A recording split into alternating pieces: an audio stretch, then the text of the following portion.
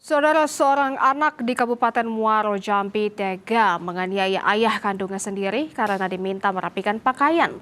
Akibat kejadian ini, sang ayah mengalami lebam-lebam.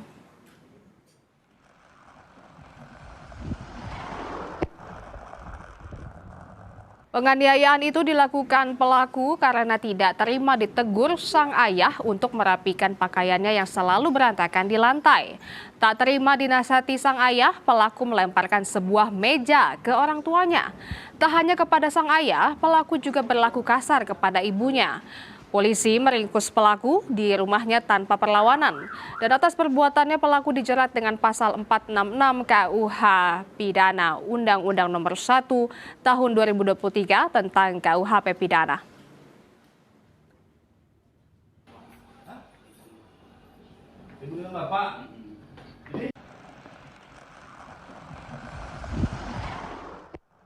Ini melakukan penganiayaan terhadap orang tuanya atau ayah kandungnya dengan cara melemparkan sebuah mangkok, kemudian melemparkan satu buah meja ke arah orang tuanya hingga mengenai tubuh orang tuanya hingga mengakibatkan orang tuanya terjatuh dan luka-luka. Untuk motifnya, pelaku ini tidak terima karena sering ditegur oleh orang tuanya karena pakaian yang dikenakan oleh pelaku ini selalu berantakan di lantai.